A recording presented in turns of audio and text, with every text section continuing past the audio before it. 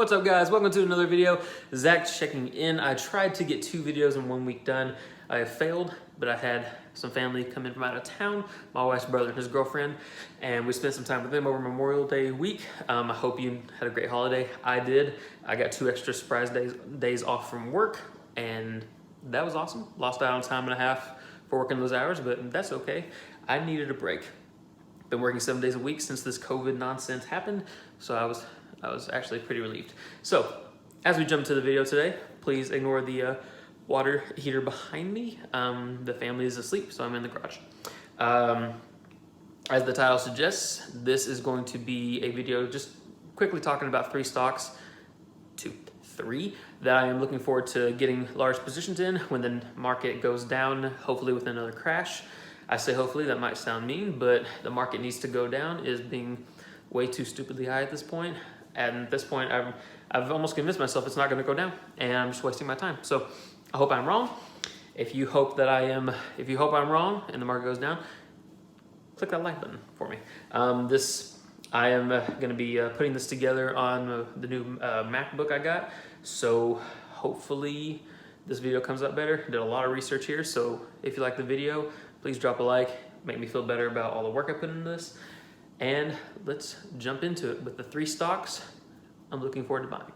All right, the first stock we are going to be talking about is Boeing. Now, I'm sure everyone knows what Boeing is. They make unreliable airplanes that crash. And I'm sorry for that joke. I'm going to be making probably a couple different versions of that joke during this video. My dark humor at play again, so apologize if that hurts your feelings.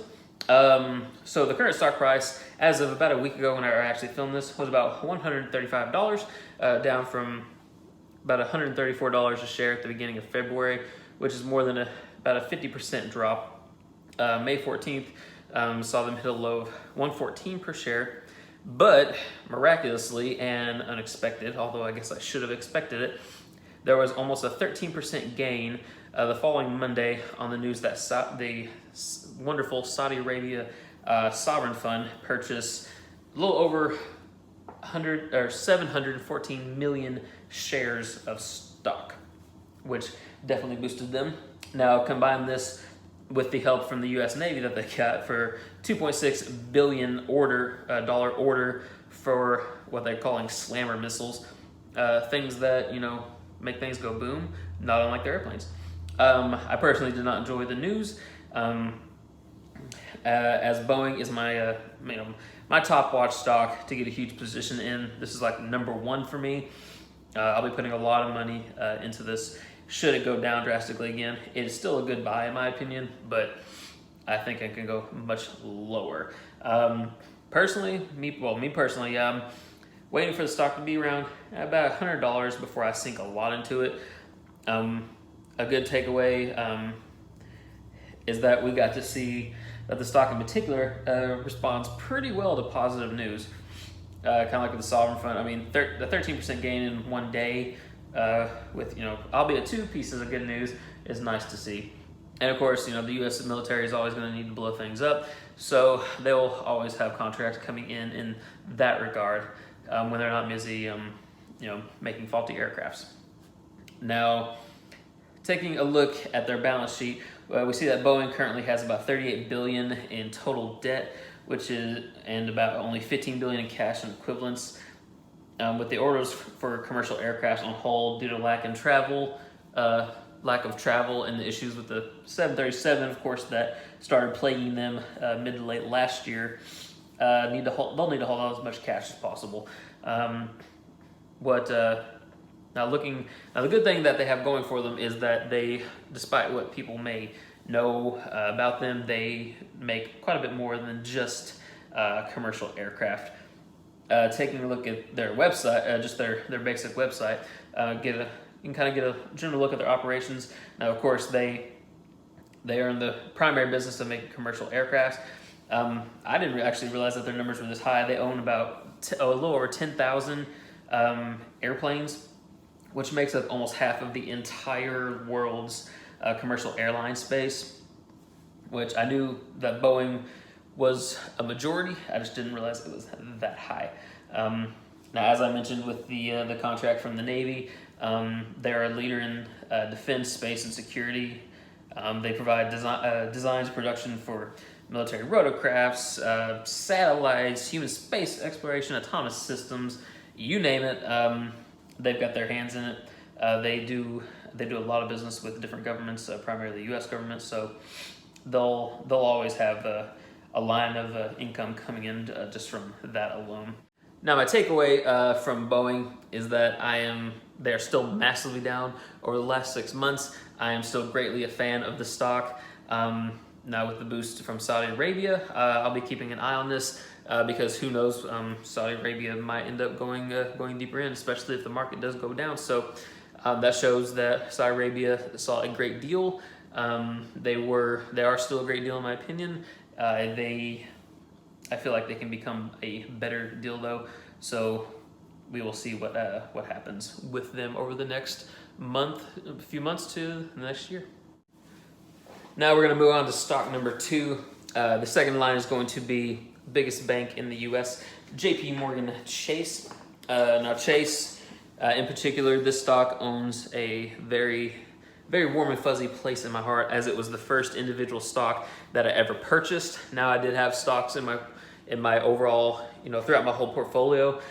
Now, if you count my 401k, but of course my job set that up for me, and it's in an index fund, so that wasn't anything individual about that.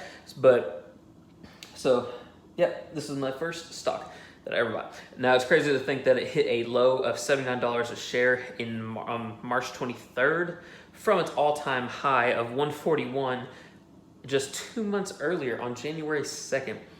Now, out of all the banks that are currently hit with all this crisis going on, this remains my favorite, one of my favorites. One reason is that a wonderful dividend of 3.98%, which has currently remained intact. Now, we'll see what happens, but as of right now, that's staying where it is, and CEO and other upper management have said that the dividend is going nowhere. So hopefully they're true to their predictions. Their balance sheet can seem pretty daunting. Total debt listing about $351 billion right now. One thing to keep in mind about that, though, when looking at not just JPMorgan, but all the banks, is that they are giving out loans to help keep small, I guess, big businesses open, which is going to definitely affect the balance sheet, and well, for quite some time.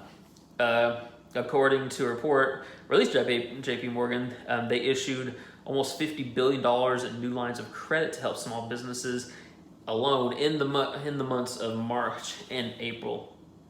And that's, of course, a number that will continue to increase quite rapidly.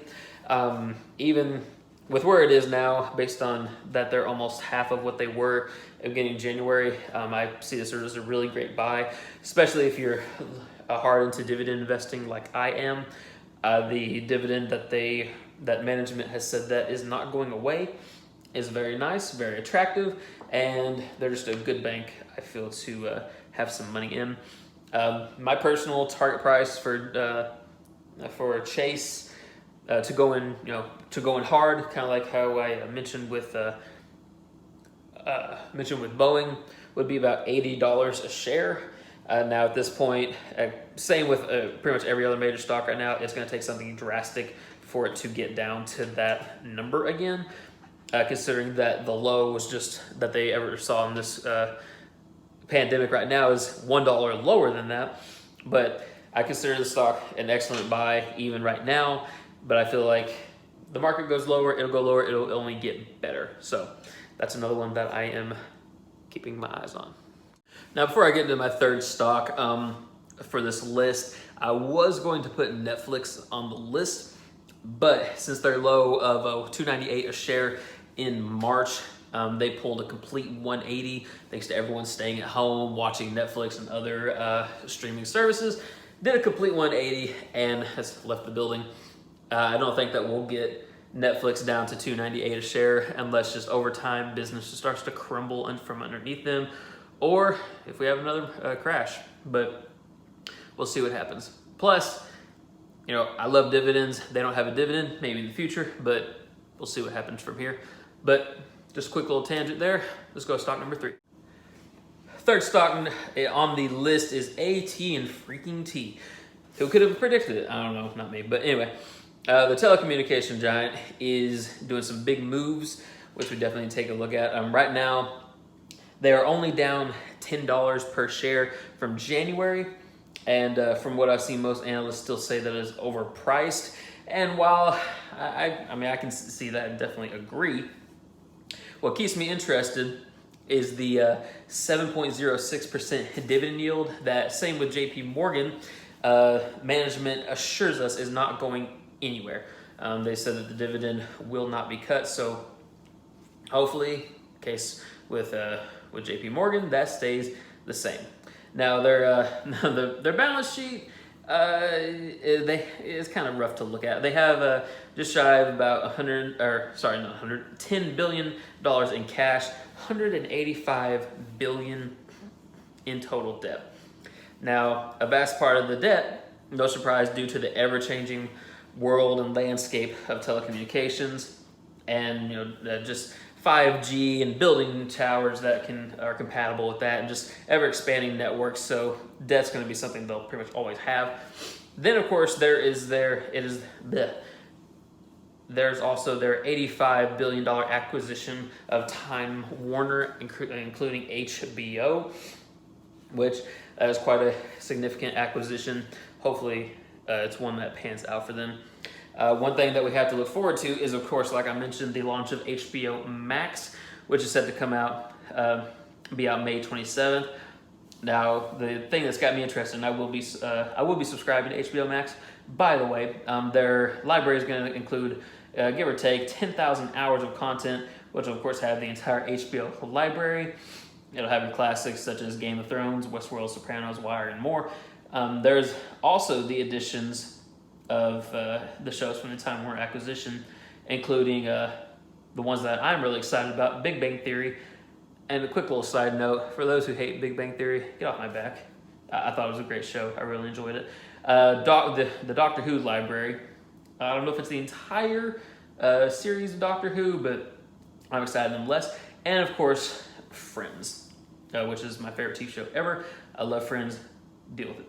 Now, one thing that could get in the way of HBO Max is the price tag of $14.99 a month, which is going to be the standard price if you don't pre-order it for $11.99, which is the most expensive of the major players in the streaming wars.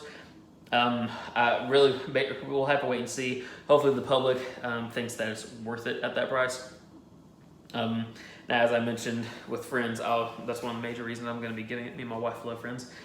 But I personally love most of HBO's original programming. Like I say, you have The Wire, arguably the greatest show ever made, Westworld, Sopranos, and then you've got these new shows, The Barry and Outsiders. So many great shows coming out that are new and soon to be released. So I'm excited about their content library.